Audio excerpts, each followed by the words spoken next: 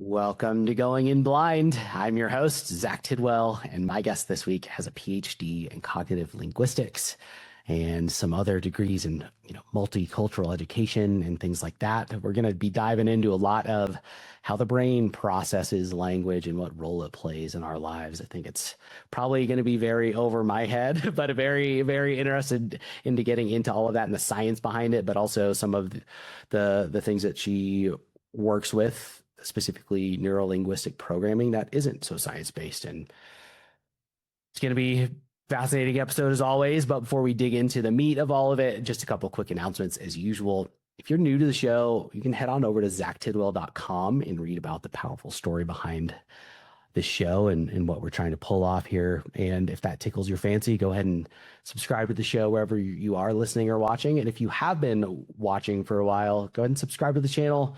And if you're listening, please leave a rating and review wherever that may be. That just helps keep growing the show and hopefully growing the impact of all of this and what we're trying to do and spread these messages and keep plugging forward. But without further ado, I believe this is Dr. Laura Sicola. Thank you for being here. You believe correctly. Thank you so much, Zach, for inviting me. Yeah, I don't know why I said I believe, but I said it. So now we're here. You're on the right Zoom call. Yeah. I was trying to figure out where to start. And I think the perfect place to start is because I had lunch with a friend yesterday and we were catching up and I told him about the podcast and that you were coming on. And his first question was, what the hell is that? So I think maybe we start there with what in the world is cognitive linguistics? Cognitive linguistics, Zach, the easiest way that I can describe it is trying to understand what it is about what you say and how you say it that makes it go in one ear and come out the other for some people, or go in one ear and stick and do something else, hopefully useful. And when you start to understand those patterns, how do you utilize that better to make it do what you want it to do and close that gap between what you think you said and what they think they heard? And that's where we go. My work in my angle of research was about how we learn.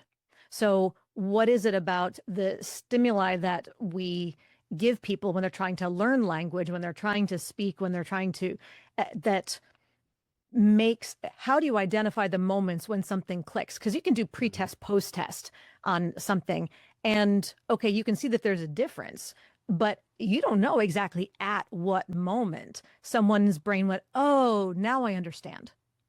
So how do it's through communication and through speaking that you get people to articulate certain things to demonstrate to you in observable ways when they just captured something, when something suddenly went into working memory, how to reverse engineer and say, okay, what just happened differently this time that suddenly they got it, as opposed to, nope, this is the fourth time and they're either hearing something different or I've said it 3 times. I know I was clear all 3 times. Why didn't you get it 3 times? You ever have those meetings where you're going, haven't we had this meeting before? Haven't we talked about this before? I thought we came to an agreement 3 times already. Why are we still here on this merry-go-round? Well, because 10 people just left that meeting with 10 different interpretations of what happened.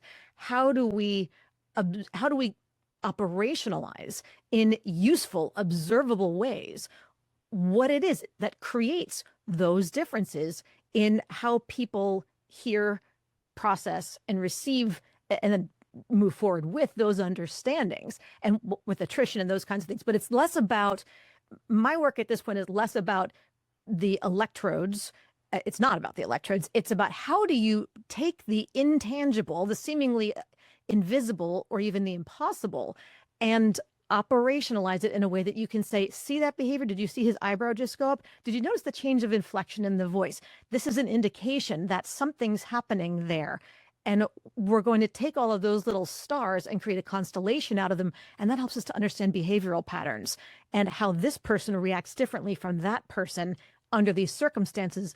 So how are you going to get through to them on this issue that the minute you walk through the room with that agenda, their arms are going to fold, their back's going to go up, they're going to get that frown on their face, and all of their body language is going to say to you, you can't make me, or something along those lines. So it's really more the application and understanding the patterns of the behavior and how they trigger how things are received differently. And then we can go more into the language patterns specifically, but it's It's interestingly enough, not where I thought the degree was going to go. And I think I would argue that in these kinds of sciences, 90 something percent of PhDs don't end up in the career that they expected because there's one tenured faculty position open for every 500 applicants, 250 of whom just graduated and are going, great, you're going to hire me now, right? And the university goes, no, I don't know who gave you that idea, but nope, not going to happen. So I don't know about you, but I like to eat. So it's you got to find out what else can you do with this. And to your point, you don't go to Indeed or whatever other job posting site, monster.com or something, and look for a wanted cognitive linguist ad, because those don't exist. So if anything, the adversity, so to speak, is going, okay, I got a very different memo when I signed up for this. So now what do I do? And that's where this evolves.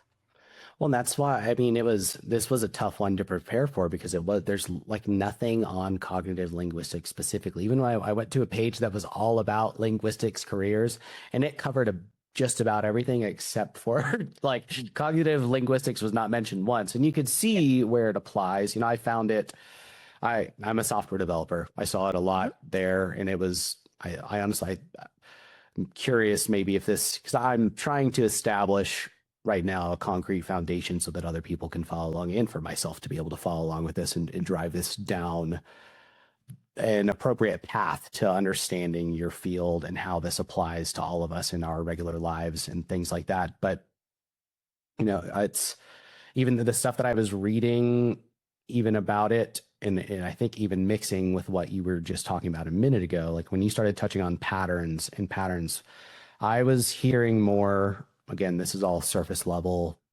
knowledge that I have now. I don't even know that knowledge is a fair word to use, but just from preparing for this, that sounded like you were bleeding over into NLP stuff as opposed to, right, with the patterns and starting to analyze the people themselves. Was that an appropriate read on that? I wouldn't distinguish so specifically between them. Yes, NLP is all about patterns, but so is psychology.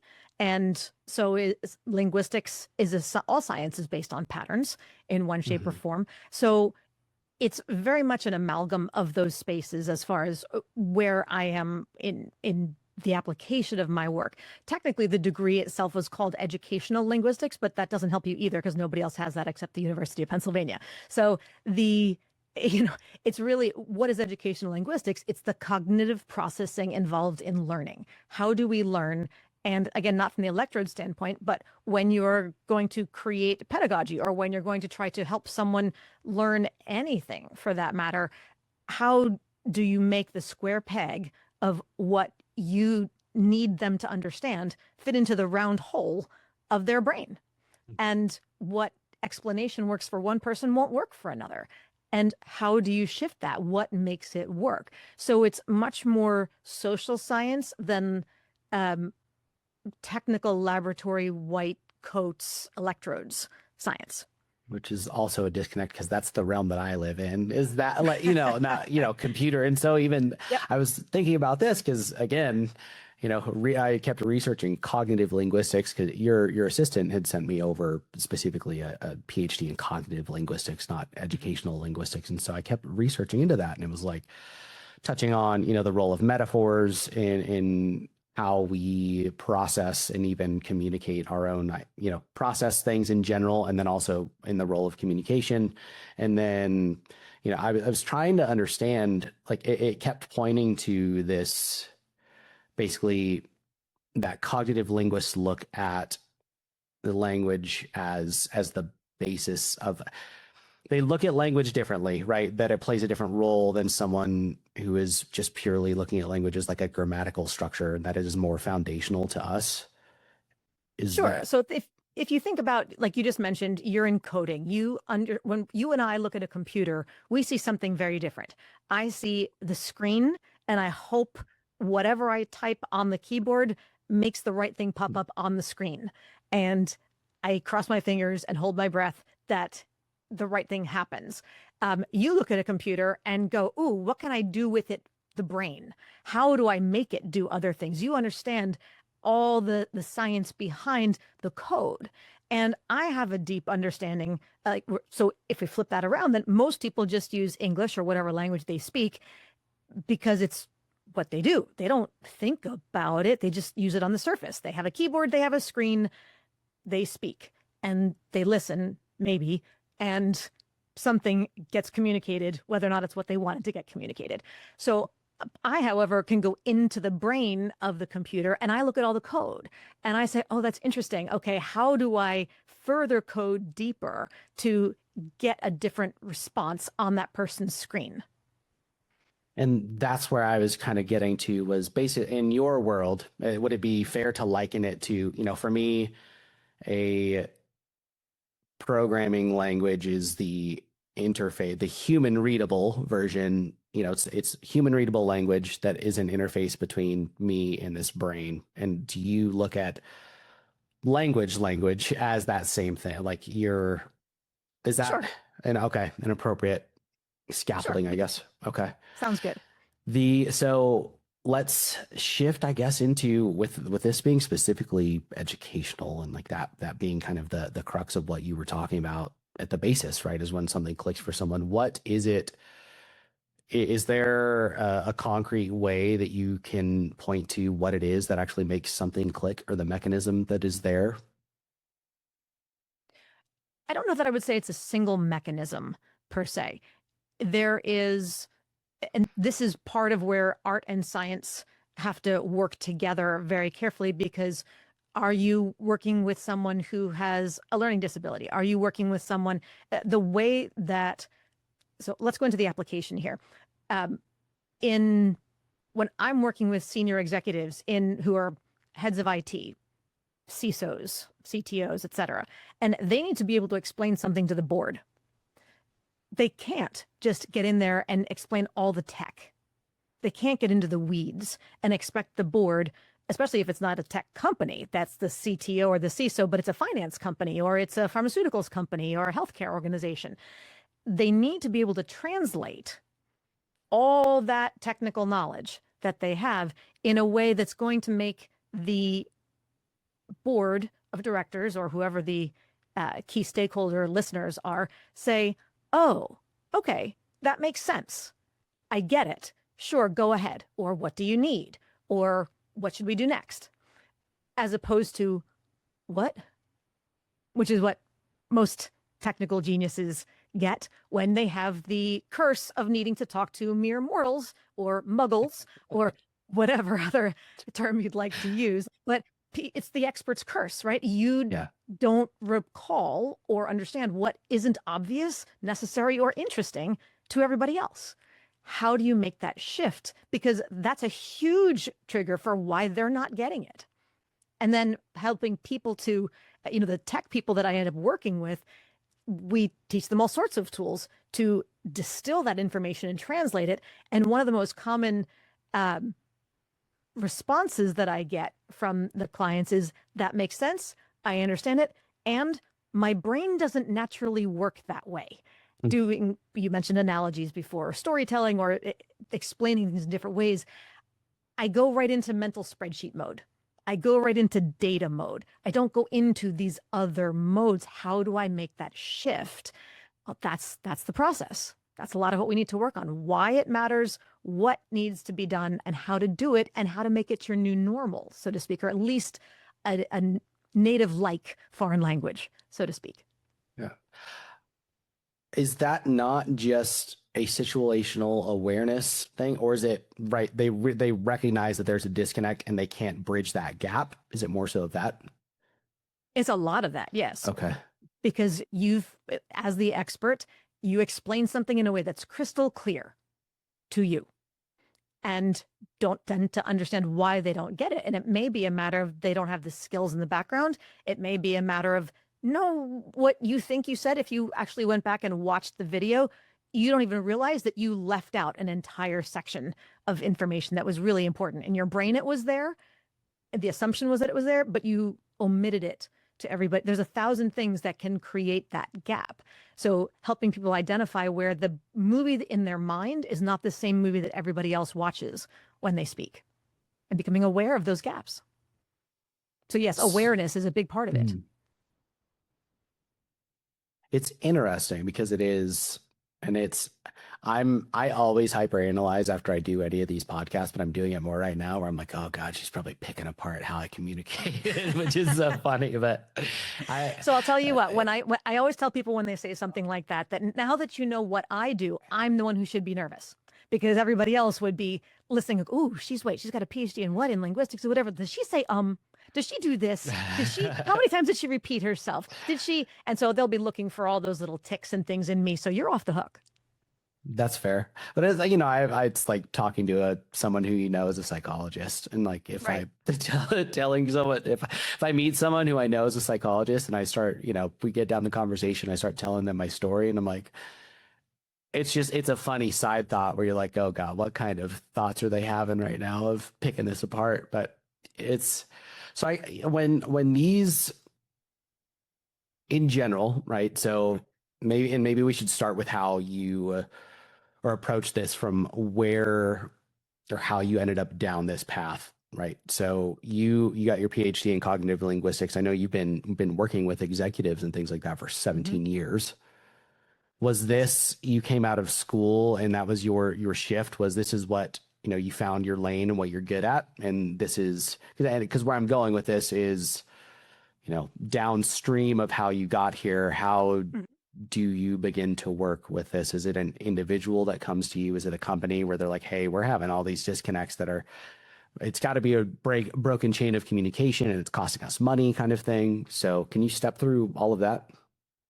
It's all of the above in different ways. For me, sequentially, so teaching, training, coaching, advising, they're all synonymous. They have social implications about who is being taught and by whom and for what, where and when. But it's still the idea of explaining something to someone so that they get it and can do something with it. So I'm a teacher. That's been where I am from the time I was right out of college. We won't count the number of decades ago. And so I joke off that I used to, right out of college, I taught elementary school, and then I taught high school, and then I taught college, and now I coach executives. I have to keep teaching older and older students so I stay looking younger. It's the only method I can figure out that It's all works. relative. Yeah. Exactly. But so professorship, so to speak, was my end goal originally in going for the PhD. And when realizing that for a number of reasons, that was not a culture that I was as comfortable in as I thought I was going to be, and was not a career trajectory that it was as sustainable as I wanted it to be, because there is a gross class distinction between professors in the social sciences and humanities and those who are in the quote unquote hard sciences or medicine, law, business. I mean, order of magnitude of discrepancy in salaries and those kinds of things for a number of reasons that we don't need to get into at this point. But, you don't go for a degree, take 7 years to get it, and then have them say, okay, you want to make a pay cut now? Because that's what you're going to earn. And you go, okay, so I don't know about you, but I like to eat, and the bank wants me to pay my mortgage, those kinds of things. So you go, all right, well, if you're not going to let me do those things, I need to find some other way to do it. And my motto became, I was never motivated by money until you told me I couldn't have any. Were you, going into that? Obviously, most people going into the PhD program are young, right? Yep. Were you not aware of that when you chose that profession to go into? I was aware that I wasn't going to be making millions as a professor. I knew I wouldn't be rich. I didn't think I'd have to be poor. And it was not sustainable. And I don't mean to get into the whole, sociology of university, academia, whatever else. But, as with so many other industries, rather than hiring full-time employees with benefits, et cetera, you hire a bunch of contractors, right? Because they're a lot cheaper and they're disposable, blah, blah, blah. And honestly, that's how academia is working. For every tenured professor who retires, rather than replacing them, you just hire a bunch of adjuncts who will teach a class here, there for pennies on the dollar, no benefits, et cetera. And you can cobble together a class at this university, a class at that university, doing lots of full-time, but it does not cobble together it does not equate to a full-time salary, and there's no benefits. And even if you do get a starting salary full-time, it was less than I had made a decade earlier teaching public school. And I thought that was definitely a memo that I missed and was not part of the brochure. So, it wasn't sustainable as far as I was concerned. And that's when the universe said, I think they say when the student is ready, the master will appear, or if you put it out to the universe and you're smart enough and attentive enough to start looking, other opportunities will present themselves to you. And there was a great serendipitous moment where I was at my cousin's wedding and sitting at the reception, talking to somebody at the table next to me who I didn't know anything about, professionally speaking. And he asked about my research. I told him, and he said, I've always had an interest and an instinct about what you do, but I never had the data to back it up. You have the data, and I think it's relevant. Would you want to come and do a training for my team? And it turned out he was the vice president of government programs at IBM. Oh my God. Okay. Right. Wow. And What that's what I an said. entry. Yes. And something in case, that was a great first opportunity to do a little bit of contract work, seeing where my work was applicable in a very different space from how I had been applying it.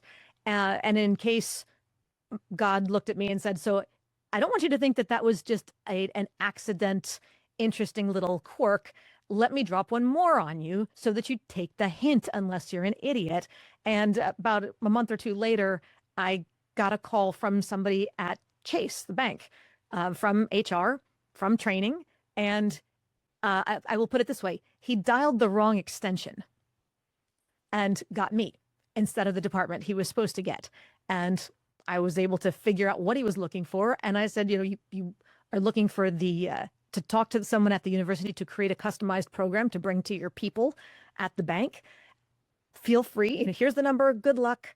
Call the person. And here's the questions that you ask. Here's how you ask them so that they know what you're looking for and you can be more efficient. And if you get the answer you're looking for, great. Glad I could help. And if you don't want to work with the 800-pound gorilla of a university trying to get them to customize stuff, bring it to you with less than 12 lawyers and 42 accountants and about 3 years of negotiation, call me back, because I have the degree from them and they hired me to still continue to teach there. And so if you're looking for that caliber, that pedigree, I got it. And I can build you exactly what you're looking for, I'm sure, what would be a lot easier, more efficient and cost effective, same quality. And long story short, I ended up with a 4 or 5 month contract with Chase. And that was God saying, please don't make me have to do this for you 3 times.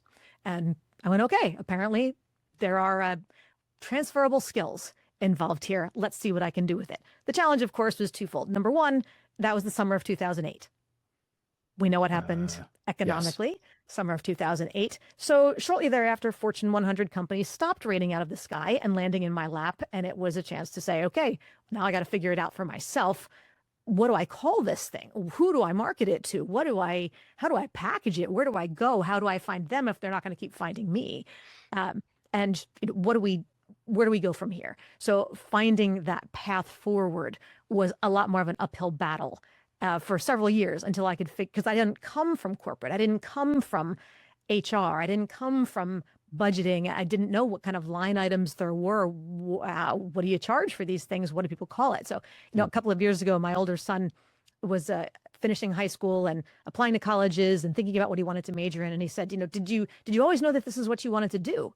And I said, honey, I didn't know what I do now was a thing until somebody offered to pay me to do it. Yeah. And then it becomes, okay, how do I make this into a career? Because it was fun and it was exciting and it was challenging and it used all my skills and experiences and it was a lot more lucrative, which is always fun. So it helps.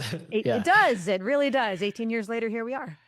And that's something I honestly, I didn't realize until I'm 30 now. I don't think I realized that until I was 25. It may have been a little later, but that the reality that no one knows what they're doing, even adults. Like, I wish that is something that had been impressed upon me earlier. And I think probably we should, which easy for me to say, I don't have kids, but I think that is an important perspective to give at least teenagers, where you're like, hey, I don't know what I'm doing either. I'm maybe better. I have a better judgment honed through all the mistakes that I've made over the years and the mistakes that I've seen people around me make and the successes that Sure. I've had. But I think it's that, I mean, that's why I asked, because especially, in trying to look into what you do, that there is literally no path laid out anywhere. It's kind Right. of mind-boggling, especially with once you say what your first two, contracts were, and those are massive. Those are, They were enormous and terrifying at the same yeah. time. I remember when after the original conversation at the wedding reception, we set up a follow-up conversation. We got on the call a couple of weeks later, hashed out the whole thing, figured out what we wanted to look like, negotiated the fee, blah, blah, blah. And I hung up and I looked at myself in the mirror and I just said, holy expletive, what did I just agree to?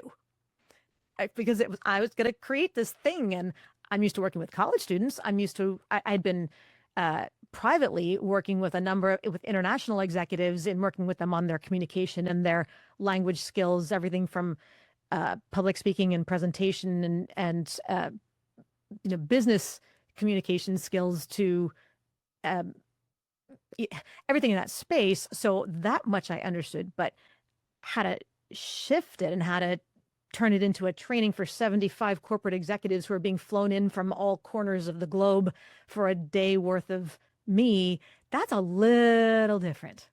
So Yeah. it was I mean, there's intimidating, to say the least. a lot of investment for everyone to be there for that. On top of the fact, you know, I think like anyone, right? I try and find some thread of similarity or where I can understand like where someone was coming from. And I do a lot of public speaking, but I was trying to think about that in the context of what you do. Like yours is so much harder. First of all, you have to look at everyone who's there to see you. So that's harder, right?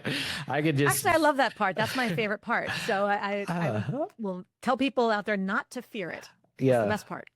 But that, and then, I get up there and tell a story with some insights that I've honed through my own mistakes and my own successes. Whereas you are, I'm not, people can extract from that what they will.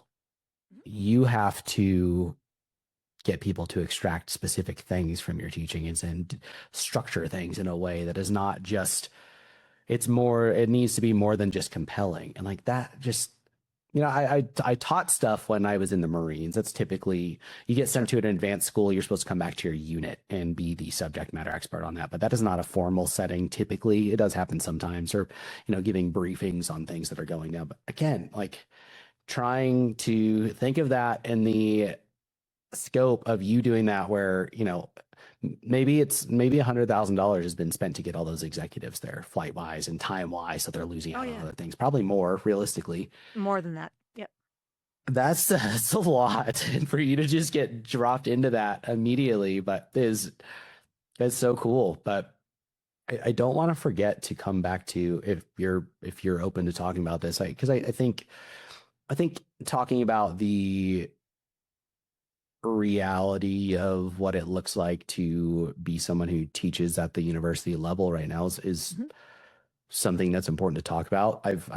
This is the first time, I've discussed the tenure program, or, the tenure structure with other people that have been on here before in passing, and just getting perspectives from people who have been through the programs as students like you have, and maybe what issues they see and how they could potentially be fixed. But this is the first time I've heard of, just like major corporations do, bringing in contractors as opposed to full-time professors, right? The adjunct professors, like you mentioned. Like, was this a shift that you've seen, since you were a student to coming back as in trying to get a spot as a professor? Like if there was a shift, when did that begin?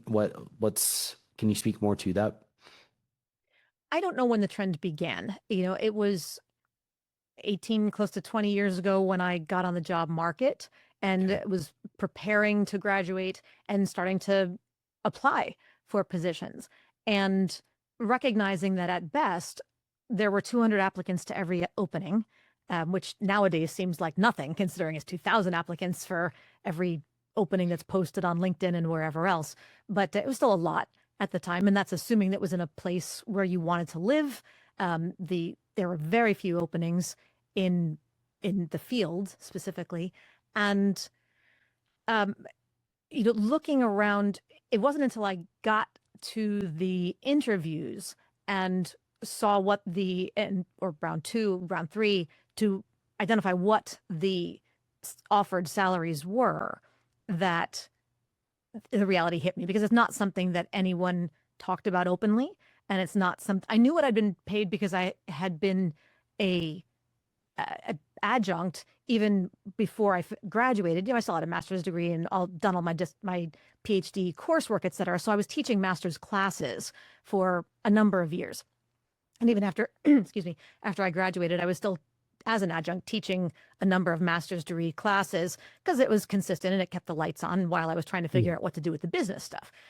But so I knew what a single class would pay, but I never thought that the full-time salary and benefits would be that much lower. And of course, there's a little bit of a difference between private university and public, and between Ivy League versus some others, depending.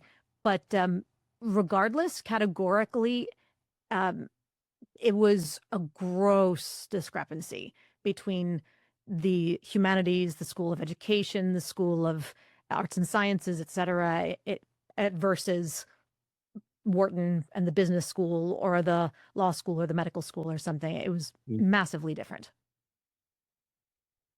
So I did not know about that ahead of time. Yeah. No one talks about it. I mean, you don't walk around your office saying, "Hey, how much did you make, by the way, in your starting salary?" Or, do you know what your boss made when he started 10 years ago? It's not something you really discuss. Yeah, it's not an appropriate conversation to have in that setting. It's I guess how and it's tough because they are, realistically, it is a business, so that's where those decisions are coming from.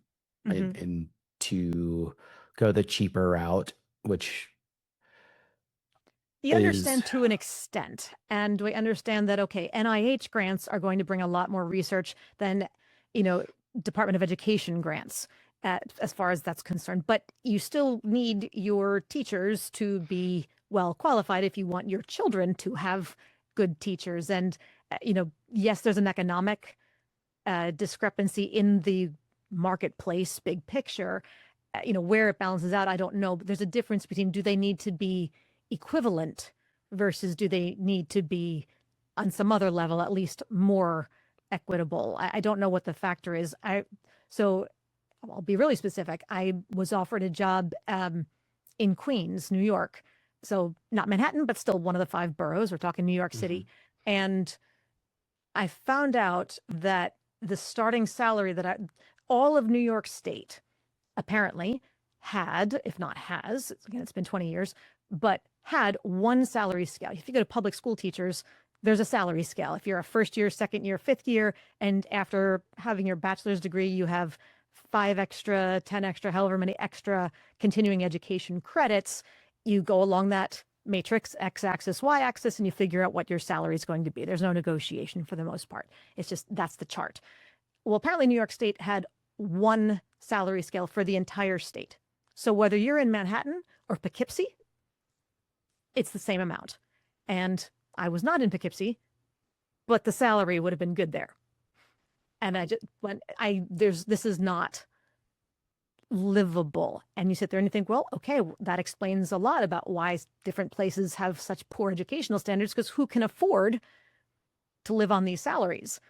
Somebody maybe who's either desperate, or somebody who has a spouse or a trust fund or something else. And I didn't fall into any of those categories. So I have to turn down this job. And it didn't matter that I had a public, that I'd been teaching for 15 years. It didn't matter that I had a PhD. It didn't matter whatever else. For them, it was starting at square one. My PhD did not count because all my teaching experience was not with PhD in hand. So they negated that and started me at level 1. And I just thought, I can't do that. Gross, because that's them looking for a reason to justify the shitty pay, as opposed to, and so when I was saying, like, okay, you see where the choices are coming from because it is a business, I wasn't saying that I agree with, like, the discrepancies or the life not being affordable, right? I mean, we should be trying to get our freaking superstars in there to be educating and bringing on the next generation, and you don't Yeah. do that without incentives, right? I mean, yes, it is. It's weird because it seems outside of the corporate type of decision making that is being made there, like that It's a business. Yeah, like you said, yeah, it's a business. but But there you have to, it has to be a livable salary. And like I said, I wasn't interested in being rich, but I couldn't afford to be poor. And the salary was not much above what would have been poverty level for New York City. And I thought you've got to be kidding me. well, and that's what I was going to say is like it feels, you see this a lot with professions of passion, whatever they may be, but like typically if they can count on people to be in a field be just purely out of their passion for a thing, like the pay tends to also correlate where like they're counting on that passion eating up some of that, taking up some of that space, right? And it's higher education does not seem like the place where that should be a thing, even though it does seem like it's functioning that way, which is sad. But I would agree. so I'm glad that came up. But bringing it back to where we were, because I told you when I take you down rabbit holes, I will bring it back. Okay. the so I guess on one hand, how different was teaching in, like you said, in a at a college level or to adult teaching adults specifically in an educational setting as opposed to coming into a corporate setting and trying to teach people who are later on in life. And I would imagine, if it's executives, they've done well for themselves. There might be some egos involved, and it's, if they're not in a learning mode, how much of a different approach or challenge is that to be able to pull off when you're doing all this? It's a different setting in some ways, but what mattered most to me, and I think what allowed me to be successful pretty much right away with it, was that people are people, right? All audiences, and this goes to public speaking as well as training, as well as teaching or anything else. The audience is whoever you're talking to, whether it's 1-to-1 or 1-to-1,000. All audiences are interested in the exact same thing. They're all tuned into the same radio station, WIFM. What's in it for me? So walking into that classroom or to that conference room or to that auditorium or whatever it is, speakers get really nervous and they're thinking to themselves, oh my gosh, well, what if I make a mistake? What if they don't like it? What if they ask a question and I can't answer it? Or what if they blah, blah, blah. And they go down the death spiral of what if questions and freak themselves out before they even start. But the irony is that 99.9% of the time, the audience is not coming in with that approach, looking through the lens of the stereotypical cartoon high school English teacher with a red pen waiting to bleed all over your essay, right? Yeah. They're rooting you on. The audience wants you to be great. They want to enjoy it and they want to get value out of it. And they want to say, that was a really good use of my time. I enjoyed the process. Thank you for investing and in me, for giving me this opportunity, that they've connected with you as well. That's what they want. That's why your listeners are tuning into this conversation. They want to get value out of it. They want to it's infotainment, which is different from content light, right? Content light is like, okay, I'm going to tell lots of jokes, but you're going to leave and go, what did I actually get out of that? I mean, it was kind of fun, but It's junk otherwise food. useless. Yeah. Yeah, exactly. That's all junk food. I love it. But infotainment is what the world wants nowadays because they can change the channel, change the platform, change the whatever else too easy if you don't hold their attention, if there's not entertainment value. They want the dopamine hit. And this goes into the cognitive stuff, right? So how do you get people? There's a difference between a captive audience and a captivated audience. Most classrooms, most boardrooms have captive audiences, meaning they'd like to be anywhere else, but they're not allowed to leave. What we want is a captivated audience where they have the freedom to go anywhere else, but they choose to stay. So when you can connect and show up and say to the people, thank you for giving me this time today. Here's what I want to give to you. Here's the value that I want to add. And I even said to classrooms, you think board executives are hard. Try teaching a classroom of high school teachers. You will never find a more jaded group than high school teachers in the inner city. Let me tell you. Just disgruntled or what? Oh my God. Oh, sure. Burned out, overworked, underpaid, dealing with students with all sorts of challenges, the Board of Education, you name it. Yes, high school, inner city teachers are by far the most jaded group I've ever worked with.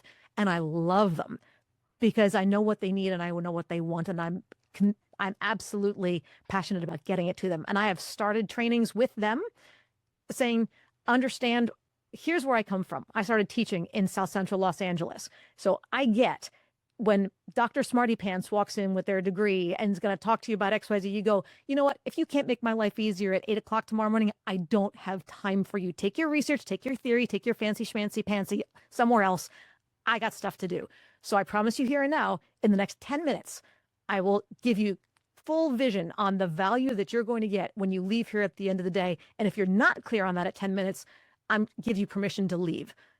Do we have a deal? And you watch every head do the slow nod. And this is where body language comes into it. Like, it's not just like the generic head bobble nod. It's the, okay, head down, head up. Like, all right, teach, show me what you got. You got my attention. And then you got to run with it. So it's connecting with that audience, but it's knowing the audience, whether I'm talking to those teachers or I'm talking to, boards of directors at Fortune 500 companies, or I'm on a stage for a National Women's Conference or for whatever else it is.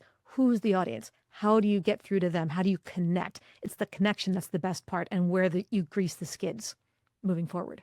I think I just hinted pretty significantly in that answer from wherever you started, but hopefully there's some good rabbit holes you want to go down. Yeah, that's why I asked. And it's interesting. I figured there would be a lot of parallels between, public speaking, because I do the same thing, right? I always ask, who am I speaking to? How do I use the audience? That kind of thing. But it is, I guess there's more bleed over from what you've talked about so far than I expected. I guess, obviously projecting from what I don't know what I don't know kind of thing onto it. But it's very interesting. In speaking of speeches here, I listened to your TED Talk. Thank you. I'm sure which I think I forgot to mention in the intro, but you are a TED/TEDx speaker, and it's a massively successful speech that you did. I thought it was very interesting, and I think also probably kind of flipped my script on me. Never mind, I'll skip that. With the the kind of the content that you talked about, some of it was an interesting concept that you talked about with the prism, right? Because I'm glad you talked about it at the end of the speech, because this whole time, especially when you were talking about how to say your name, I was like, this sounds so fake, right? This sounds like you're acting. And then of course, at the end of the speech, you come back to thinking about it from a different perspective of like, it's really no different than a lot. It's like, you're a little different in an office than you are when you're at home with your husband and your kids, or whatever kind of thing. And I thought that was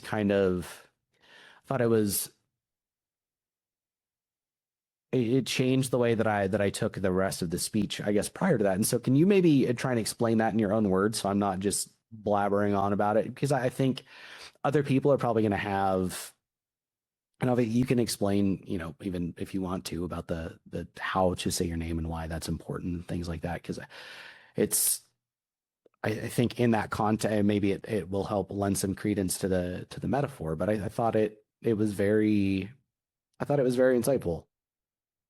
Thank you. I figured 7 million people can't all be wrong. Oh, yeah, obviously. Yeah. So there was something of value in there. That's always good validation. Okay, so you hit on, like, you just gave me one of those high school history tests. There's only 3 questions on this test, but they're essays and they all have 19 parts to them. So I'm going to back down. And that was 11 years ago. So, yeah. So I'm going to break it down a little bit. Would you like to start with the prismatic voice piece? You want to start with the name? You want to start with, where would you like to start? Well, I also want to be able to dig into the upspeak at some point. Like, I don't know, we can't skip upspeak, but because it's obviously my world is hearing. I hear that all the time and it drives me nuts. I bet you do. Yay. So maybe let's start with the name thing first, and maybe why that it honestly, it surprised me that was such an emphasis. And again, things started to come full circle near the end, but So let's start there, right? You were talking about introducing yourself and why this is, or the correct way to do it and why it is such a big deal. Specifically, you were talking about when working with executives, I believe. Well, it's really for anybody, not just for executives. It starts with first impressions, right? The whole premise of the talk is that leadership is an image. It's not about your role, right? You can be the CEO and not be viewed as a leader, not be respected as a leader. Or you can be an intern in the mailroom and be someone who is recognized as either a leader in the making, a natural leader already, someone with leadership potential.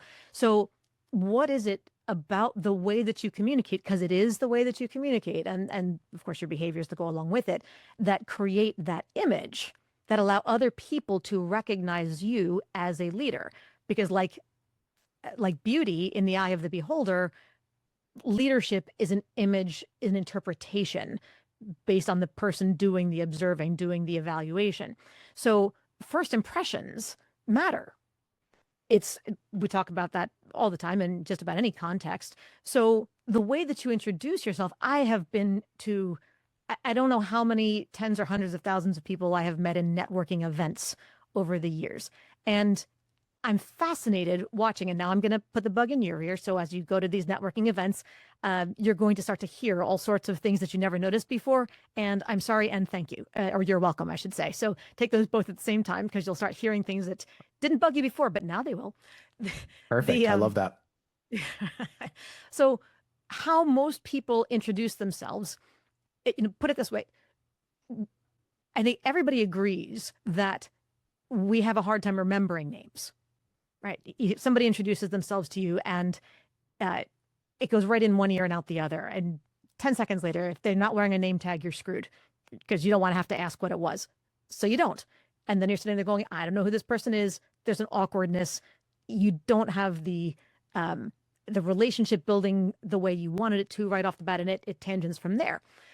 Part of the reason that we're not good at remembering names is because of the way the other person said it to us. They say it too fast. They smash it all together if they're including first and last name. They tend to ask it like a question and they run right on to the next words. So in your brain, this is where the cognitive processing stuff comes in. It's just this slur of sound. And whether your name is something as simple as Ann Smith or 15 syllables altogether, regardless of how many pieces are involved, it's not intuitive. It's not predictable. The person can't guess what you are going to say. So you have to, and when there's din in the room, your brain, when you've got data, you have to, or a lot of different stimulus, a lot of different input, a computer has to separate what's data from what's noise, has to filter out all those things. Well, so does your brain. All those different sounds coming in, what mattered? Which part was the first name? Which part was the last name? How was it pronounced? How did it stick? How do you make it stick? This goes back to the beginning of our original conversation today, Zach. So 3 things you can do to ensure that when you introduce yourself to somebody, you help it stick in their brain. You allow their brain not just to have it zoom past them, but to go in, be captured momentarily in working memory, and have a better chance of moving into long-term memory. Number 1, slow it down. You say it too fast. So you need to say it at a speed that for you feels uncommonly slow, unnaturally slow. It's not too slow to them because they're trying to catch up to you. Number 2, break it up. So instead of saying, I'm Laura Sicola or I'm Zach Tidwell, you got the T and the D in there, so there's a lot of clashes of those consonants. Yep. To break up the pieces, just a little tiny, almost imperceptible split between the two. So your brain identifies there were 2 pieces of data that came in, not just one. If your name is a little more intuitive to the listener based on native languages, based on what the name was, etc., that makes it a little easier. But if there's a lot more cultural differences, language differences, accent differences, these things have an order of magnitude worth of complexity and challenge that they add. And then the third one is to be able to add a little bit of an arc, because most of us add it like it's an upward slope. Like, hi, I'm Laura Sicola. Like a question. Exactly. Like, I think. It's like, well, you know what? I don't have time to figure it out for you. So when you figure it out and you decide, then let me know, and then I'll pay attention, because I don't want to have to do this twice with you. Right. So what I share in the video or in the TED talk is what feels weird in the moment but doesn't sound weird to them is if you say, I'm Laura Sicola, up and down. It's like there's more, and now I'm done. And that is a natural language tonal pattern, processing pattern for us. We hear and it means there's more, and we hear and it means I'm done. It's like a vocal period at the end. So you're giving the person's brain an understanding of there's two pieces. Here's the first, here's the second. There's not going to be a third. Okay, allow me to process. So all these little micro pieces are data that help your name stick in their minds, which allows them to feel more comfortable with you, because they're not going to be like, yeah, you, right, hey, you in the blue shirt, what, yeah, you feel awkward when you forget somebody's name. This takes away the awkwardness for them. Doesn't help you remember their name, unfortunately, because they screwed up when they told it to you. But you can be generous from the start for them. Well, and that was actually one of the things you talked about. I think you said, you referenced a study, and I believe you said 38% of I don't know if it was the perception or the process, like 30%, 38% of that communication is the tonality in general. That is the study that I referenced, which is the most misquoted study that has become mythologized in communication, that gurus from the stage, ranging from Tony Robbins to Roger Love and other people who I genuinely love and appreciate and have attended their seminars and are geniuses on many other ways. And the fact that they misquote this particular study, which was a seminal study from 1967, makes my head want to explode, because what that study showed, it was Albert Mehrabian's study from, you do the math, how many years ago at this point, 60 years, that showed that when people are just listening, here's the data point. Okay, you want your science, here's the data. The input was people were watching videos of someone claiming whether or not they liked something. As in, yes, I like it. No, I don't like it. How much data is in those statements? It's Very just binary. Yeah. little. Yes. 3 words, 4 words. That's it. And people would watch the video and say, I believe that person, or no, I don't believe that person. And then they would say, well, why do you believe them? Or why don't you believe them? And they'd kind of weigh and hem and haw, and on a gut level, what was it that made them lean toward yes or lean toward no? And more often than not, they'd say, well, something about their facial expression, something about the way they move their body language. That was the 55% of when they didn't believe them. It was because the seeing is believing. There was a visual cue that they got first. So 55% of that, I don't believe you, I'm less likely to believe you, is based on what they saw, the visual or physical communication. And then 38% from there was the tonality, the way they said, yes, I do. Oh, yeah, I guess so. Or, no, I don't really like the tonality of the voice. What happens? So think of it this way. The difference between if I say to you, nice haircut, and nice haircut. The words are the same, right? But the meaning, you just extracted polar different meanings from it based on the sound of my voice, the tonality, which is the highs and the lows in it and in the voice. So whether you took it as a compliment or as a direct insult is based on that sound of what the words, how the words were formed. And so 55% on the visual, 38% on the tonality. All that's left is 7% for based on the words alone. But again, in that example, what words did they have in the data? Yes, I like it. No, I don't like it. There's not much else beyond that. So that would be like saying, well, somebody who's watching this video, if we're on this call for an hour or longer potentially, how much stuff are we talking about? You over generalizing, universalizing those statistics and saying, well, only 7% of communication is words. 55% of all communication is nonverbal, which is how people overgeneralize those numbers. That would mean that of all the stuff we're talking about here, Zach, 55% of everything people are going to get in the value of our conversation is based on our faces. What does that say? I agree. 55% of what I'm getting is what I'm seeing in your face. See, there you go. which is a major problem if that's accurate. Yeah. So there's, right, and that 30% is based on the tonality. Only 7% of the value people are going to get out of this podcast is based on our actual dialogue. That's ridiculous, utterly ridiculous. So let's shift gears for a second. Yeah. What did that study show? And how do you interpret it? What is the useful value out of that is massively important and far more empowering? And that is recognizing that those numbers came because something in what the person said, no, I don't like it, yes, I like it, didn't match the way they said it, the sound of the message, the looks on their faces, etc. And so when there was the discrepancy between the content and the delivery of the message, that's where the listener backed up and went, wait a minute. I don't know if I'm buying this. Something's off. Something in my gut, my unconscious language, which is using the sound and the visual as data, is in conflict with what my conscious mind is processing, which is the data, which is the words. And when those two conscious and unconscious data sets don't match, I'm going to lean into my unconscious mind. I'm going to go with my gut feeling on it and dismiss the data in the process, in the cognitive conscious mind. So that's where the problem is. So what does this mean for people moving forward? Okay, Laura, great. What do we do with all this? Here's the key: alignment.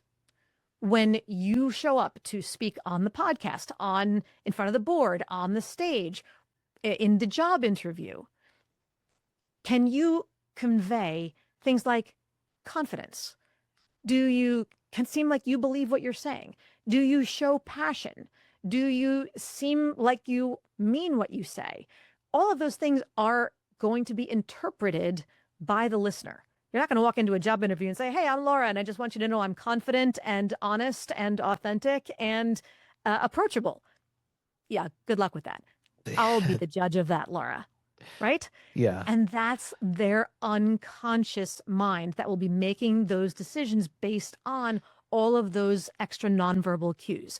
When they don't seem aligned, that's when you've undermined yourself and lost credibility, which is at the cornerstone of that leadership image. How's that for a rabbit hole for you? No, it's perfect because it's again, some of this is, I think another reason that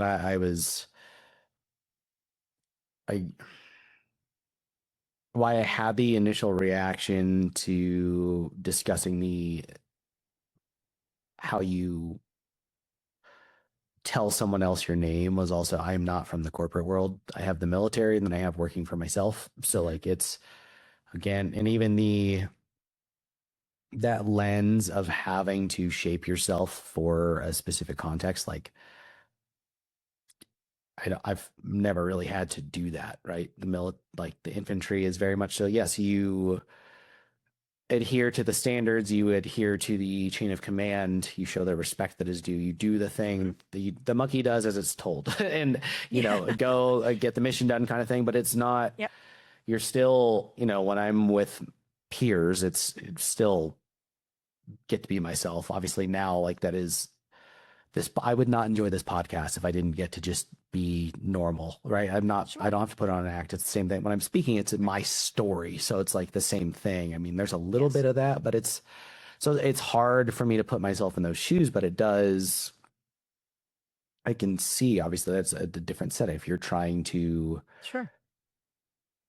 if you're the CEO and you're trying to assert yourself in front of all these people that you've never met, that I don't get to wear my rank on my collar. Like I need you to believe me, not from the rank signifies that I have done some of these things or whatever. It's just without those devices, it's an interesting thing to think about. And so Sure. But these kinds of, I'm sorry, go ahead. No, you go ahead. Well, these tips of sorts, or these frameworks, are general principles that always apply, but apply differently based on the context. So I'm not corporate by background. I have learned to speak in more effectively in corporate settings. I came out of academia. I was very much in that expert's curse that we talked about in the beginning, not from the computer programmer data scientist space, but I learned, they beat into my skull for a decade how to talk like a professor, how to write like a professor. If I used less than 80% of my words with 4 syllables or more, they'd be like, why are you here? Get out. We didn't train you well enough. Give us the degree back. Right? That doesn't, but then you go into corporate and they're like, yeah, okay, we get it. You're smart, but we have no idea what the heck you just said. So could you just make it plain English and clear, not dumb it down. That's a different space, but we need you to translate and just stop using all this jargon. So the same thing you're I had to teaching these shift. guys to do. Yeah. Exactly. Exactly. So I had to practice what I preached. And that's part of where my stuff, my trainings came from, because it's what I had to learn how to do first. And it's no different. You know, so when you're going into, if that's me shifting audiences, when you're going to the military, you had to learn to introduce yourself a different way.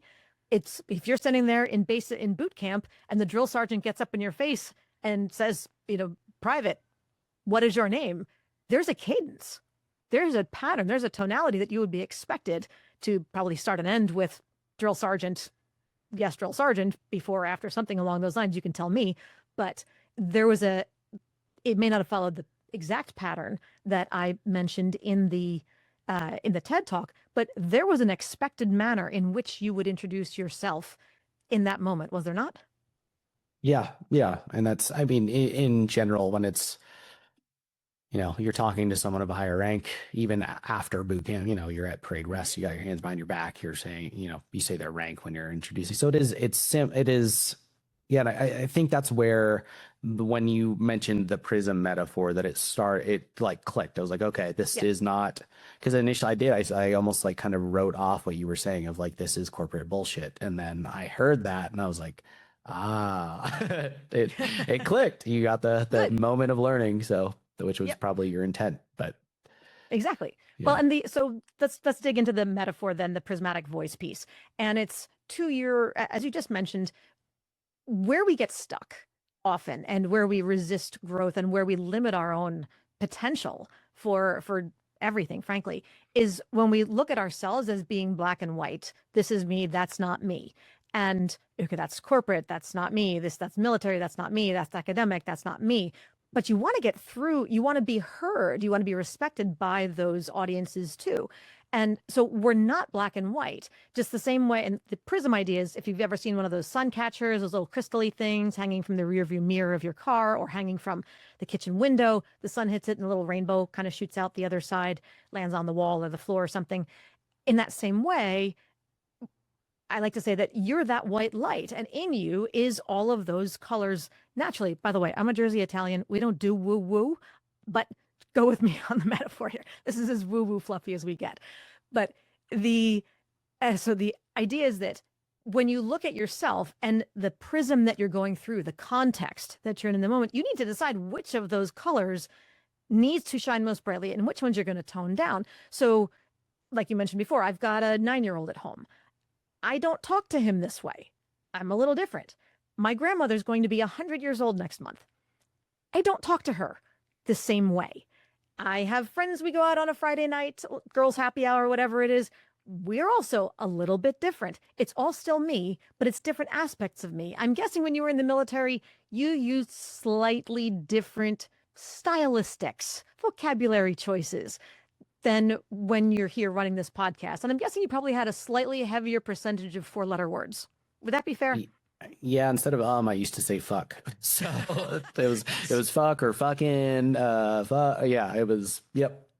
So there you go. But it's not that one is the real you and one's the fake you. You just knew that with the rest of the Marines, this was the normal language. This was the style. And then you come home and you talk to your parents, you talk to whoever else it is, you talk to your clients, and you realize probably should just tone that down a little bit, right? It's not being inauthentic. It's recognizing that if you want them to hear the message that you're trying to convey, you're going to distract them in a way that's not helpful to you, much less to them, if you pepper it with an F-bomb every third word. So you adjust, but we'll call that your green, and we'll call this your yellow or whatever other color you want to call it. So you're just choosing to adapt, to adjust accordingly, but you already do that naturally. That's called code switching.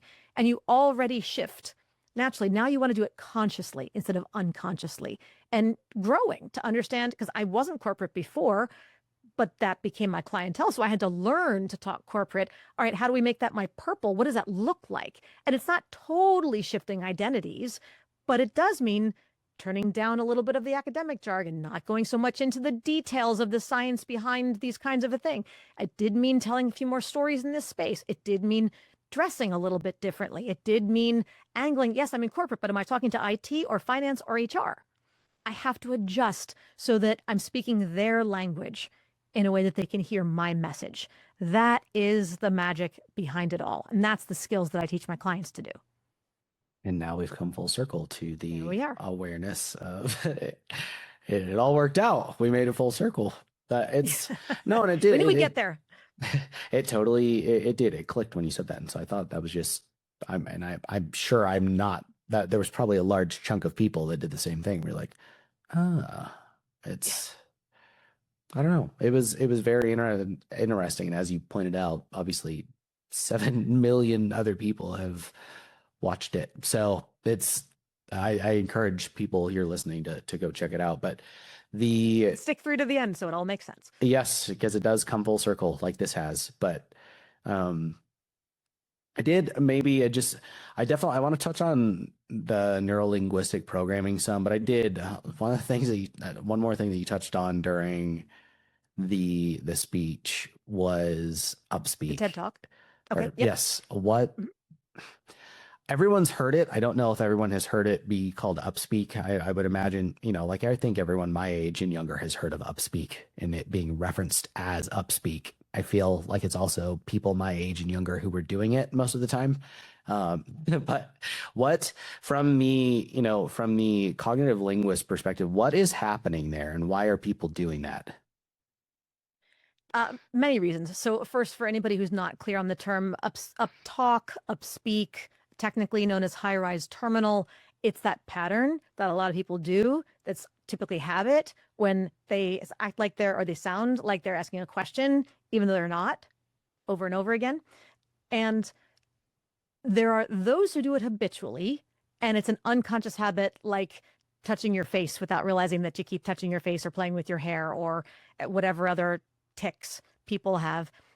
So that's a challenge by itself. But more so, a lot of people will do it, especially when they're nervous or is uncomfortable somehow, because that's your voice basically throwing you under the bus and telegraphing your nerves. You do jujitsu, right, Zach? Yeah. So you don't want to telegraph the punch before you throw it, correct? No punching in jujitsu, but yes. Whatever the move is, you don't want to telegraph that you're doing it. Okay, no punching. Clearly, I am not a martial arts expert here. So work with the metaphor. You nod along and say, sure, Laura, whatever you know. We know what you meant. That's good. So the same way that you don't telegraph the move that you're about to do, you don't want to telegraph your nerves. But when your voice makes those question-like tones, it is your unconscious, and this goes back to conscious and unconscious mind. Your unconscious is saying, I'm not sure if you're going to like this. I'm a little concerned that you might push back or that there might be a problem. So I'm inflecting the equivalent of a tag question on the end. And a tag question is a little structure where, and it's in English and many other languages as well, where you make a statement and then at the end you tack on a little, right? Okay? Which is that same unassuredness.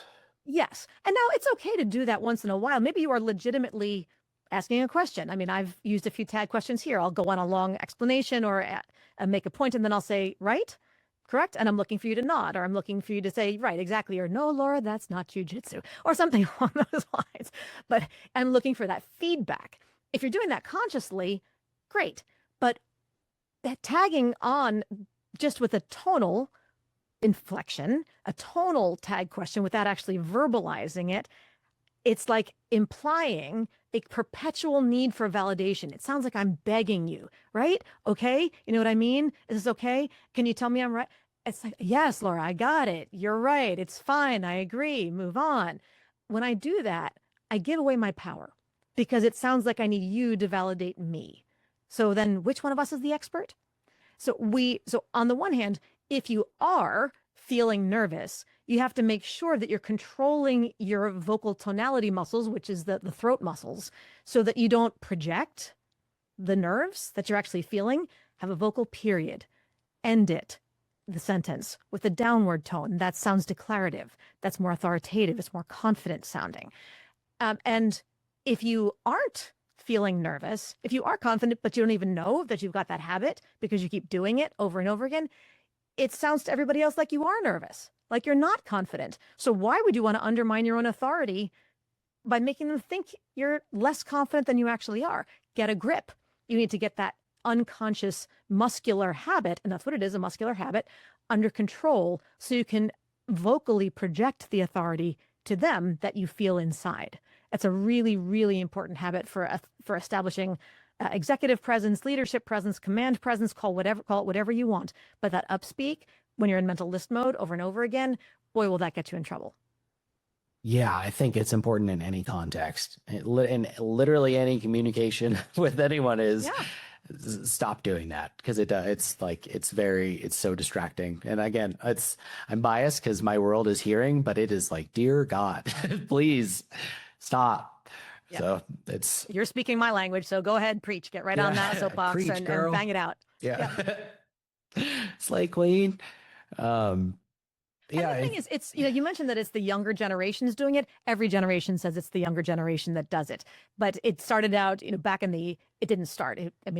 There's record of it having happened back in the 1800s. There's records of it having happened back in Australia at different stages. So it's not just a new thing. It has ebbed and flowed over the years. There's tons of research on it historically, but it got popularized back in the 80s with the Valley Girl movement, phenomenon, cultural shift, call it whatever you want to call it, where they owned it intentionally.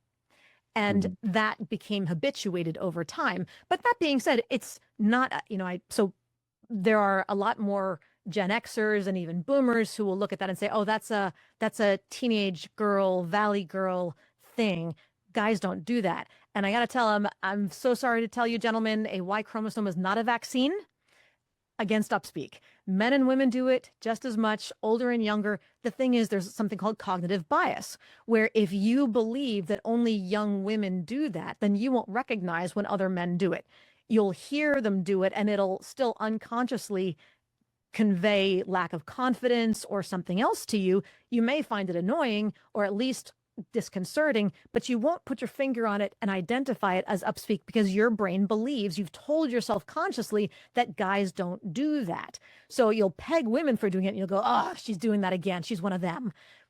No, you do it too. You just don't recognize it. Those are always fun revelations when I have clients make videos of themselves and they go, oh, God, wait, I didn't think I was going to hear that. Yep. Welcome to the 80s.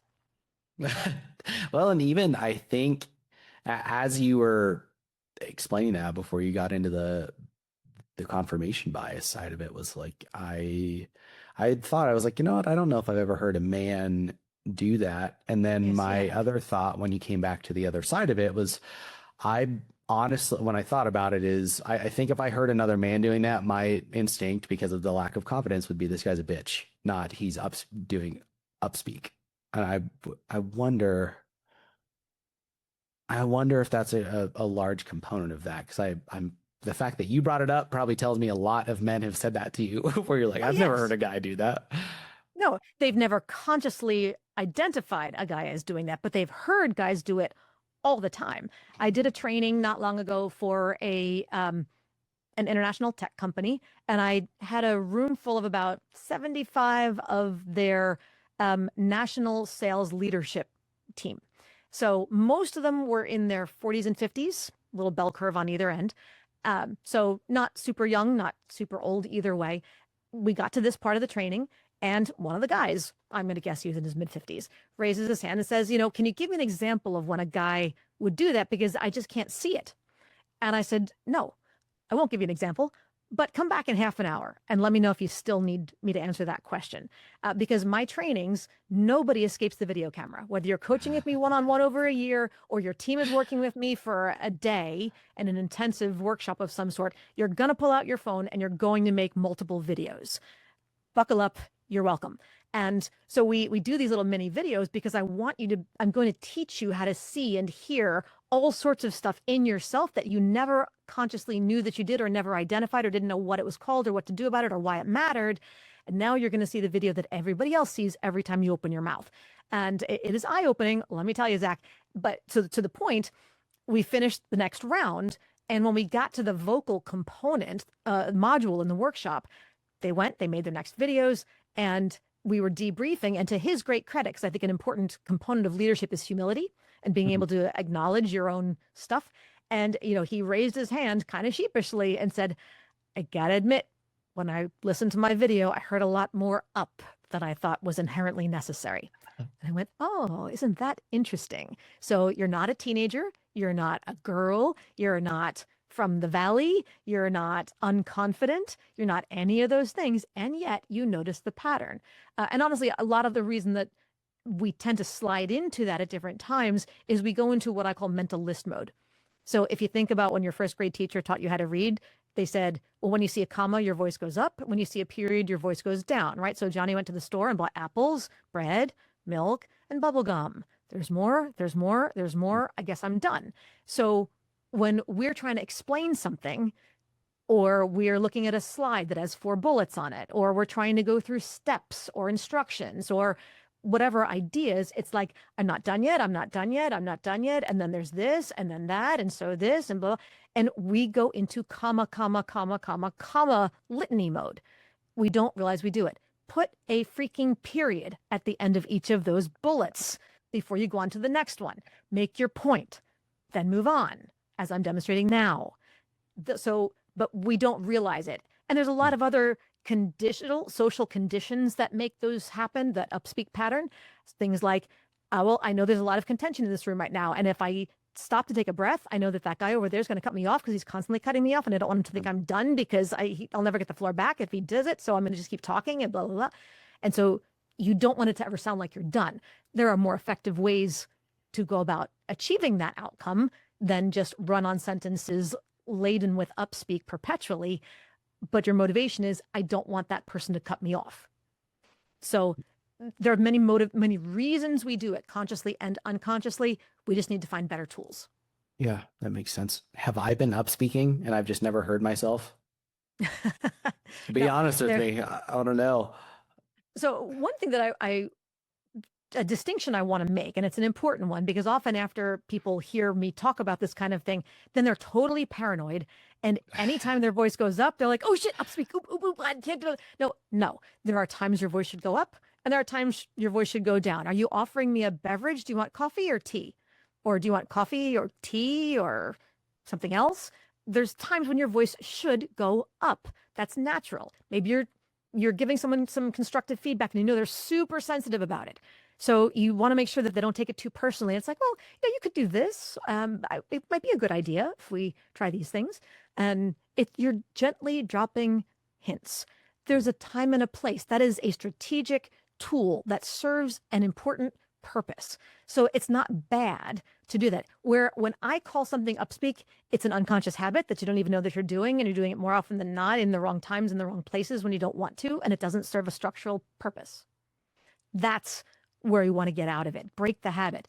Do it. You can break any rule as long as you know how to follow it and can follow it competently. Then you can take all the license you want. Well, and that's what I mean. Have I been doing it in the everyone hates me way? And I haven't realized it. Nope. And I think your audience will confirm that I have not been twitching as listening to you speak throughout. There's no indicators of any problem. So you've done great. God, this would be a horrible way to find out. Been doing this for like a year and a half. Well, I can't tell you what you were doing a year and a half ago, but I can tell you today things are solid. All right. Well, that's good. So I think the last thing here, and we can be, I'll try and be brief with it, but I think obviously I had come into this with not fully accurate, or maybe not even, yeah, I guess probably an incomplete grasp, or maybe not very precise grasp of what it is that a cognitive linguist is. So I think this is probably in between that and me being more of the, like, I think, hard science mind, I guess.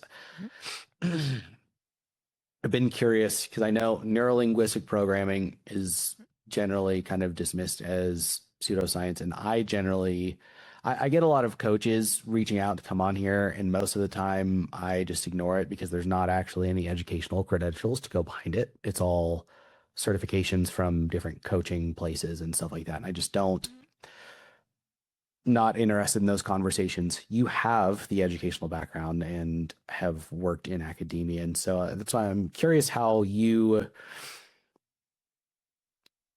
view neurolinguistic programming, because I know that was one of the other notes that was sent over, is that you have a certification in neurolinguistic programming. So I'm assuming you use it in your work. And so how do you approach it? There's a lot of baggage with that. And again, this is a very different context. You're someone with a very high level of, the highest level of education that is also using this. And so you recognize that there is value with it. But I want to just, can you expand on that, on how you think of that, from, given that it is not a science-backed thing, and the two men who developed it also had conflicts of interest, given that they're both were consultants and coaches, and not, I mean, one of them was also a linguist. So it's like, it's a weird kind of, all of it's a strange environment. And so I want to know how you approach this and view it in general. Okay, so neurolinguistic programming is about pattern recognition, and it is not a science unto itself. It has not created anything unto itself. NLP has looked at people who are the world's most successful psychologists and other practitioners and scientists of all sorts, and said, what is it about that particular person who's having ridiculously good success helping people with X challenge? And what are they doing? And so it's about modeling, and it's noticing that this person has figured out this niche. And so identifying, operationalizing what they're doing, and then pairing that with what other people have found to be working in other places. I don't mean to be too vague, but it's not a science unto itself. It's a toolbox that's taking some of the greatest tools from other masters and putting them all together. So things like the fact that all people, when you are taking in information, everyone does 3 mental patterns, which is where we get ourselves in trouble. We delete, we distort, and we generalize information. This is where we come up with assumptions, right? You can only take in, arguably, somebody came up with the number 126 bits of information at any given second, but you are being bombarded with billions of data bits every second of your life. Okay, well, what do you focus on? It's how you don't even realize that the person sitting in front of you was wearing a blue shirt, even though you were talking to them for an hour, not you at this very moment, obviously, but anybody else is sitting there. Or you don't notice how many times somebody said, you didn't even notice I got my hair cut. Okay, well, you didn't notice that detail. Wasn't one of your 126 bits. You deleted that piece. Or the distortion. People, how many times we talked about that statistics, 55% body language, 38% tonality, 7% words. Yes, that number is there, but the interpretation and the way it's framed is grossly distorted in how it's interpreted and mythologized. And the generalization is how it's then extrapolated and said, well, so that means that all communication is only 7% words. No. So then we wonder where misunderstandings come from. Where do people have conflict? Where there are all these problems? And so neurolinguistic programming, if you break that label down, neuro is about how you experience the world through your 5 senses. What did you see? What did you hear? What did you feel? What pain did you experience? What joy did you experience? What sensations did your brain receive. And when you take all of that data over life, and then the linguistics is how do you then turn those experiences into meaning? What do you tell yourself over time? Well, I can't trust women because they're going to hurt me if I date them and if I tell them the truth about who I. This is your brain making meaning out of, and that was a random spitball of an example, of course, but we come up with all sorts of beliefs, statements of fact, and the way that we explain and rationalize things based on those patterns of experiences we've had. And then the programming is, so then what programs do we run? What patterns do we believe and create? And what are the habits that we form? Because we believe that if we do X, we will get result Y or Z that we either want to gain or want to avoid. And it's all the stuff that's under this in the unconscious for the most part. So when you start to understand what those patterns are, it's amazing what you can change for someone when you change their mindset, when you change their lens, when you reframe. It's not rocket science. That's the beauty of it. But on the one hand, you can change. So I can break someone of a food addiction. I've got my son's babysitter was addicted to Coke. Let me rephrase that. Coca-Cola. I should be much more specific when using that with the word addiction. Like, she's addicted to Coke. Yes, and you let her take care of your son? What? No, soda. Had a soda addiction. She cleaned the whole house too. Yeah. Which was a nice perk. But it's, I was addicted to chocolate for years. That was my go-to, and it was unhealthy, too much, etc. And I just wanted to cut it out. Did it with soda. We had a 15-minute conversation. No swinging watches. She wasn't asleep, no laying down on the couch, but I can talk to her through certain things and help her to make associations in certain ways with what I say, how I do it, how I pattern it, how I organize it. And so 15 minutes later, she no longer didn't want that soda. We tested it. We pulled out a soda from my refrigerator, popped the can, and she went, "It smells weird. I don't want to drink it." I poured it into a glass for her. I said, "You sure you don't want to try it?" And she goes, I don't like the way it smells. I don't want it anymore." So what are you going to do next time you're thirsty? She said, "I don't know. I'll get an iced tea or water or something." That's been 6 or 8 months now. Hasn't gone back to soda. Doesn't want it anymore. And so it's not magic, but it's understanding how the mind works. And this is a pattern that I can run on anybody because it's not pseudoscience, it's psychology. And when you understand how the brain works, you can achieve major things. It's not manipulation. I mean, any tool can be used for good or for evil, right? The internet can be used for good or for evil. NLP can be used for good or for evil, for influence to help them achieve their goals, or for manipulation to run your goals on them. That's not what I teach people how to do. But helping to understand where, when you walk into a meeting, whether it's for the military or for class or for the board or for your Monday morning team huddle, people have mental blocks up, right? They're already in a state of, what do you want? I'd rather be somewhere else doing what I need to be doing. How are you going to make my life difficult? Where are you going to ask me questions I don't want? They're braced. And when you're in that braced situation, you have a lot of things like adrenaline and cortisol coursing through your blood. Those are the resistance hormones, the fight or flight hormones.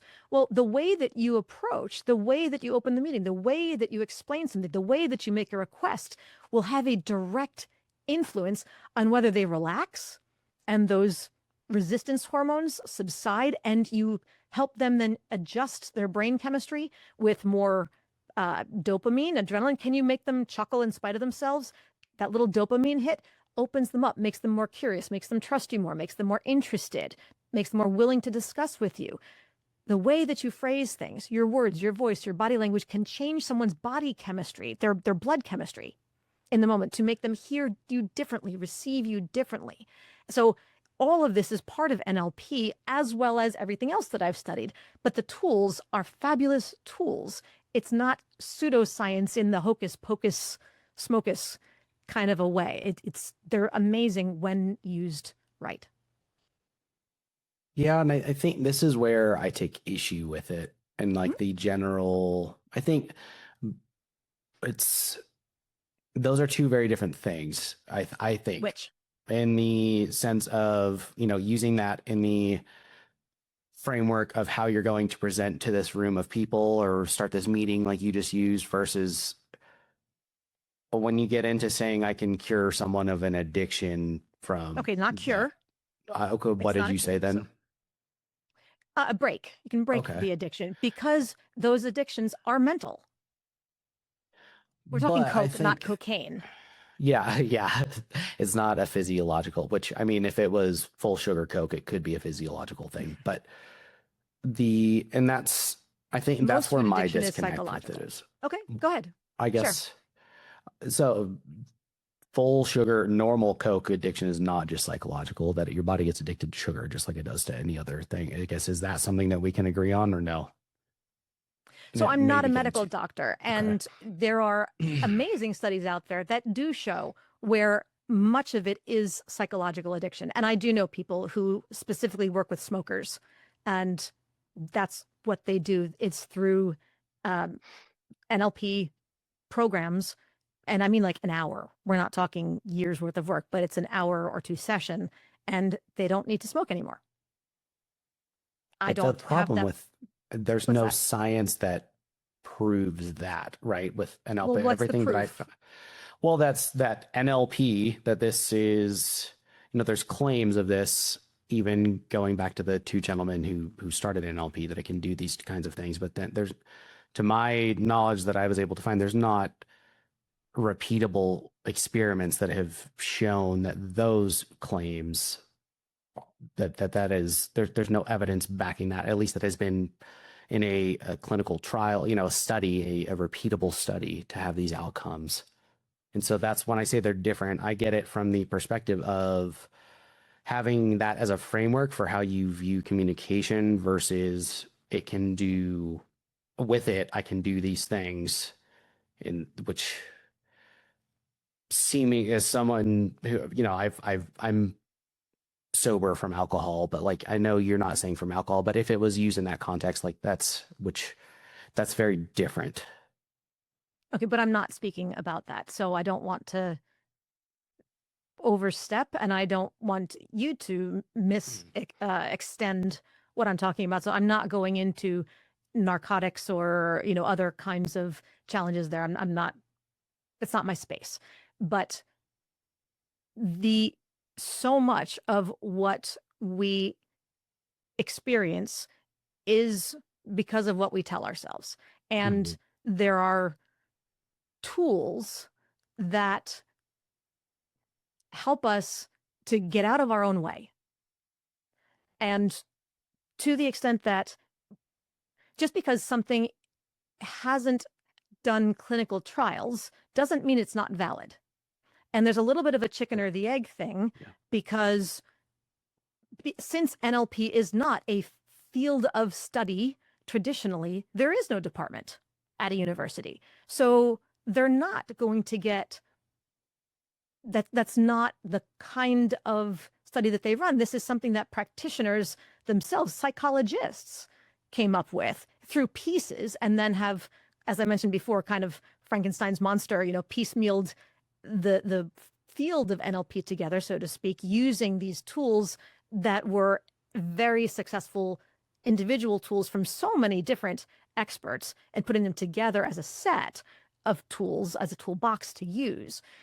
It's unlikely to be run in a clinical study context because nobody in the universities is a PhD in it to be able to oversee it. So there's chicken or the egg on that front. But there's truckloads of work done out there, and there are case studies upon case studies about where this does work. I have a number of friends who that's all they do for a living, is to help people stop smoking or help people do other things. And I use the tools not just for those kinds of things, but it is a set of tools in my space where when I need to help somebody pitch an idea to the board, the CFO or the SVP who's looking for succession planning opportunities to be able to explain certain things, there are techniques of storytelling that we help them do that allows the resistance to come down.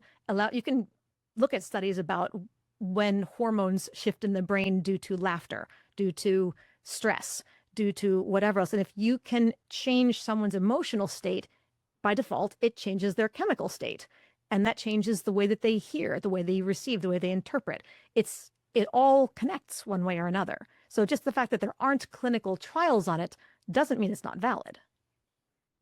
Yeah, but you also mentioned that, these were developed by psychologists. I know that the guys looked for the gentleman who developed neurolinguistic programming, examined those psychologists. They themselves were not psychologists, and they developed this. And then and some of this, obviously, I extended some of what you were saying, which I mean, it's kind of adjacent to what you're saying some of these other people do. And I know that's not you making that claim. And so maybe I'm getting too far into the weeds with that. But I do think in a context like that, where you're supposedly helping someone and, there's medical implications from being able to fix someone's addiction, like, if it's cigarettes or if it is whatever other facet that is. I think that's I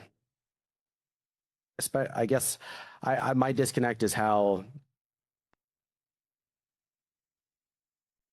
we're trying to understand how I think you just explained how you are able to reconcile being someone from academia, that it is not necessarily in academia or supported by academia, the chicken or the egg problem. But it might be too much bias on my end to go down that any further. I do still think that they're the different settings, but again, I guess you're not working necessarily in that setting.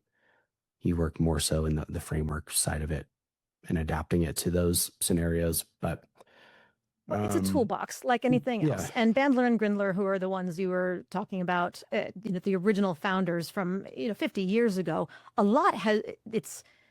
any field is not still what it was back then. There have been studies, there has been tons of research, there has been a lot of work, there has been evolution, there have been changes along the way. And so to me, it's about adding tools to the toolbox to understand how people's minds receive information, where we create patterns that are either going to help us get what we want or going to get in our own way. And how many people do you know who sabotage themselves? I've done that a lot. That's how I got here. Sure. Yeah, I mean, everyone does. If you know anybody who has never done that before, could you introduce them to me? Because I'd like to learn from them. Because we all do it at some point. We are all our own worst critic. We are all our own worst enemy. We all do things that, and of course, we're all much better at looking at everybody else and identifying exactly what's wrong with them. Because that's not painful to do. Yeah. No, right. But we're good at looking and saying, oh my gosh, she runs this pattern all the time. She's always dating guys like this. Or, oh, he always gets into arguments like that and he can't take constructive criticism. He always takes it this way. Or just watch, they're going to do this. Because you see everybody else's patterns. But we're not good at seeing our own, or we're not willing to acknowledge our own. And that's what this is all pattern recognition. And when you can adjust patterns and recognize that when you go and you get yourself into this state, you're about to walk into that meeting and you're concerned about this and you're braced for that. And so you walk in ready for battle and you're ready to throw the first punch so that you don't get hit first because you're waiting just for some punch to get thrown.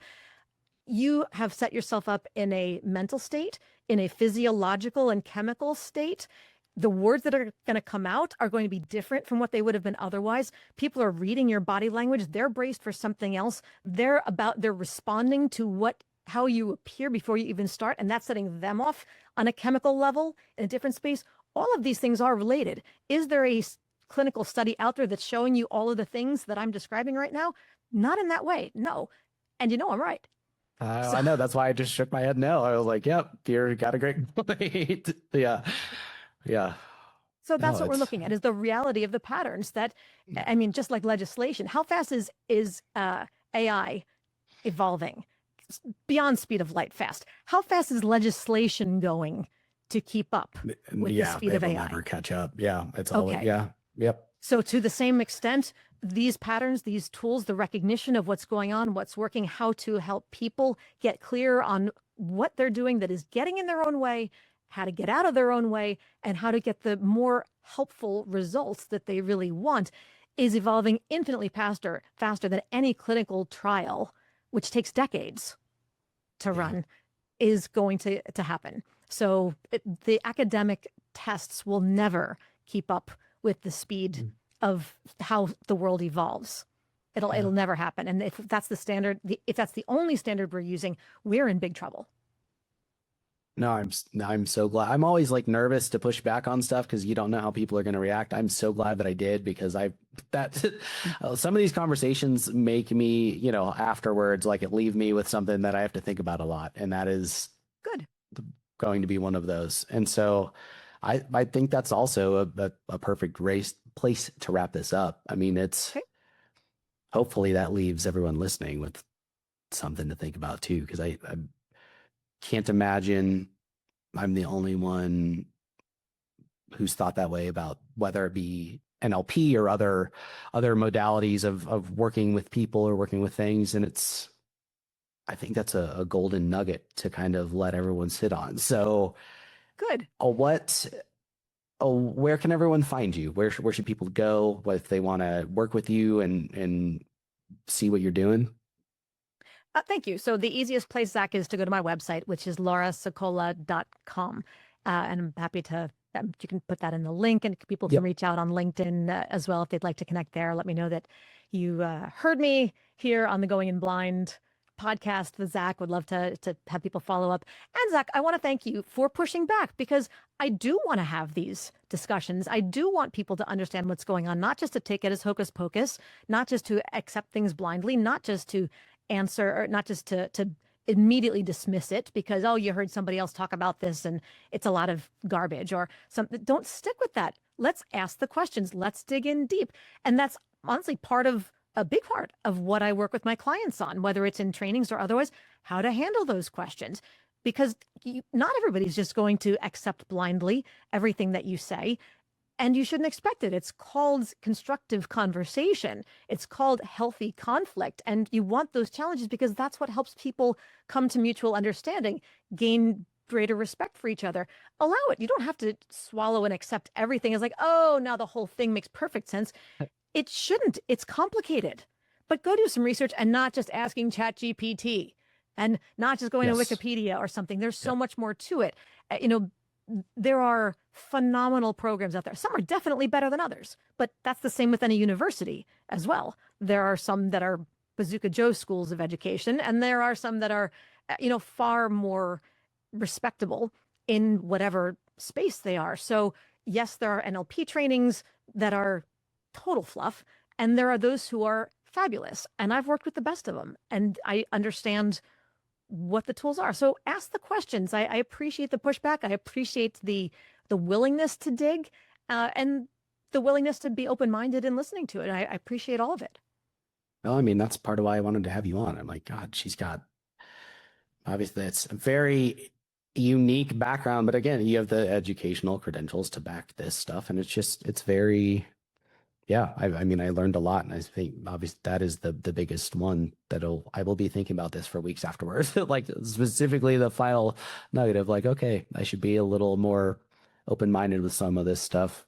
Specifically, I think healthy skepticism is always good, but not letting it bleed over into cynicism and is always kind of should be a goal for people. But thank you. This was awesome. Thank you for coming on, and I will have everything linked in the show notes.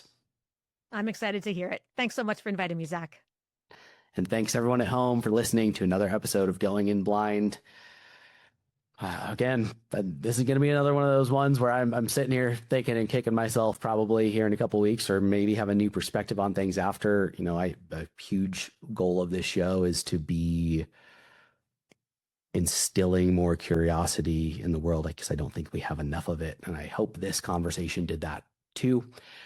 If you've been listening for a while, please leave a rating and review wherever that is, or if you're watching on YouTube, subscribe to the show. And if you have anyone that you'd like to see on here, send me an email at contact.goinginblind@gmail.com. I will see you next time. Bye. Maybe.